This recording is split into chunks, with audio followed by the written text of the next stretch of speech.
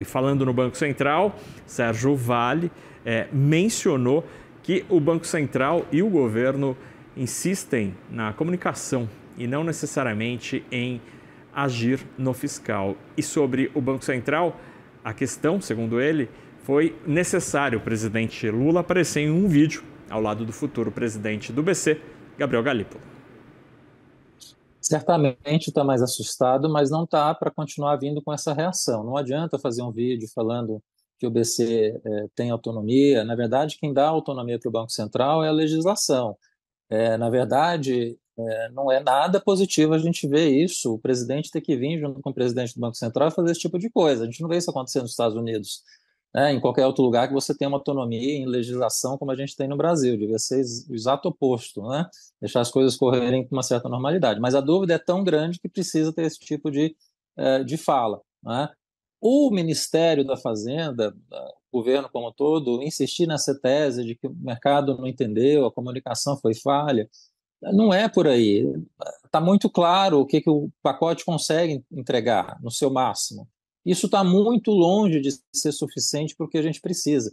Então, o que causa digamos assim, uma certa preocupação com quem veio pela frente é que o governo, apesar de tudo o que aconteceu, a gente está de novo aí com o câmbio que está se afastando dos R$ 6 por dólar, né? Um cenário de que tudo foi colocado, de uso de taxa de reservas internacionais por parte do Banco Central, choque de juros, e nada adiantou. O governo insiste que é uma questão de comunicação, que é uma questão de fala. Não é, o mercado está falando toda hora, não é por aí. A gente tem, de fato, uma questão fiscal muito profunda, que se resume a um número muito claro e precisava ser muito bem colocado e perseguido pelo governo, de certa forma, ao longo dos próximos anos, que é a seguinte pergunta: para o tamanho de dívida pública que a gente tem hoje, tamanho de juros e o tamanho de crescimento que provavelmente a gente vai ter em 2025 e 2026, qual que era o primário, o superávit primário que a gente precisaria ter para trazer uma certa estabilidade na dívida e trazer uma calmaria real para o mercado?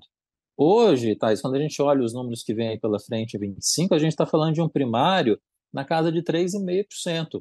O IFE apresentou um primário de estabilidade de dívida de 2,4%, mas com números mais antigos, digamos assim. Uma dívida mais baixa, com uma taxa de juros mais baixa, um crescimento um pouco maior. Quando a gente incorpora os números que devem piorar para 2025, a gente vê um primário ainda maior para estabilizar essa dívida. Agora, a gente está num déficit que deve ficar entre 0,5% e 1% do PIB em 25. E a gente está falando que precisa de um superávit de 3,5% para estabilizar a dívida. Então, a gente está muito distante do que se precisa. Não é o momento e não é uma hora do governo falar que, olha, houve falha de entendimento, de comunicação, o plano é ótimo, vocês que não entenderam. Não é por aí. A gente, para mudar de fato esse cenário, o governo precisaria mudar o plano ou apresentar um plano muito mais forte do que esse que foi apresentado.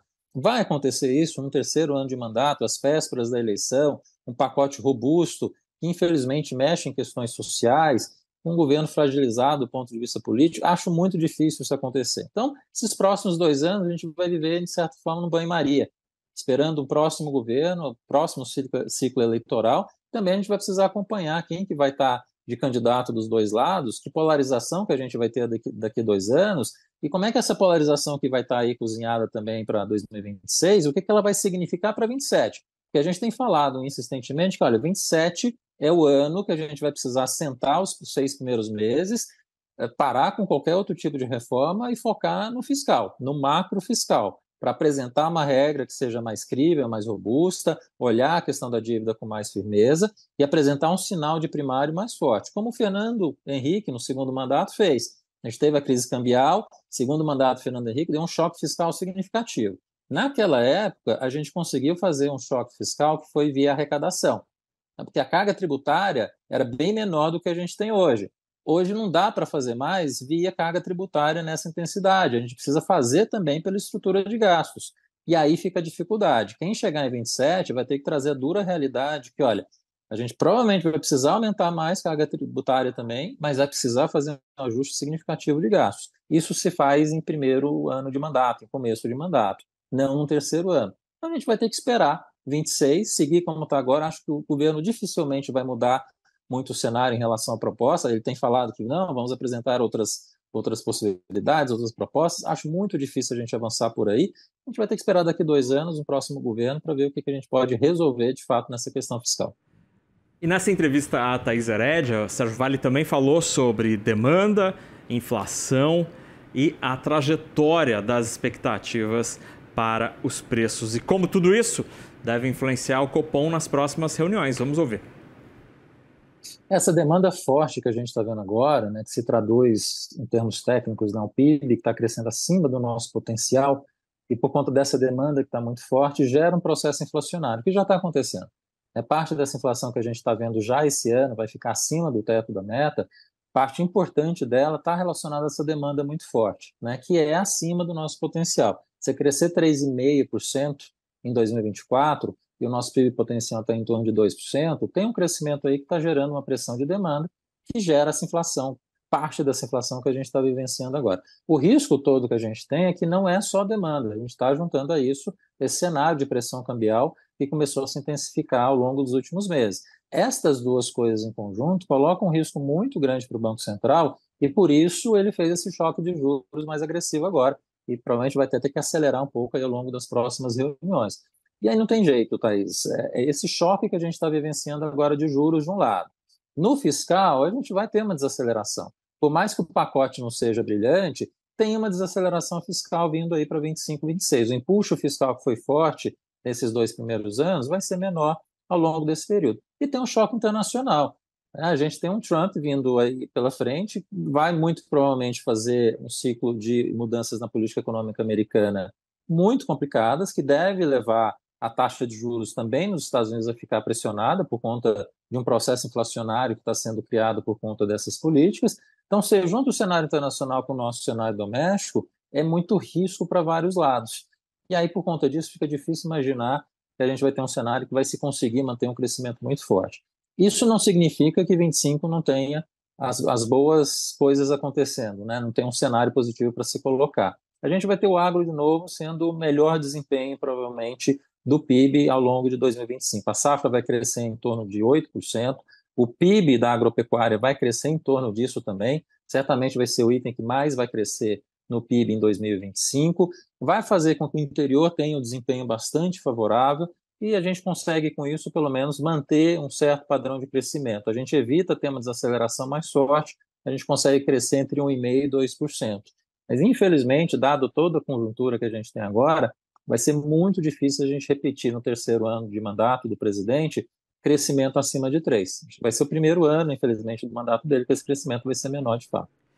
E Sérgio Valli traz outra má notícia. Segundo ele, é difícil ver no horizonte uma reversão da trajetória de juros no curto e no médio prazo. Vamos ouvir. A gente tem uma reversão de juros, como a gente está vendo agora acontecendo. É difícil imaginar que o investimento vai manter esse padrão de expansão que a gente está vendo até esse momento. Ele está vindo por conta desse cenário positivo de anos seguidos de crescimento. A gente tem fontes importantes de expansão na economia aqui dentro, relacionadas à energia renovável, relacionadas às commodities. Também é um grande incentivador de investimentos no final. Mercado de trabalho positivo, então tinha um cenário que estava se colocando positivo para o investimento voltar a crescer com uma certa intensidade. A gente dá esse choque de juros que a gente está vivenciando agora, infelizmente ele acaba impactando no investimento. Muito difícil ver esse investimento crescer nesse ritmo, nessa intensidade que a gente viu acontecer em 2024. Na verdade, não só o investimento, mas o consumo também, né? Quando a gente vê o cálculo mais amplo, que é a demanda doméstica vai crescer esse ano mais de 6%. Faz muito tempo que a gente não vê esse crescimento forte de demanda acontecer.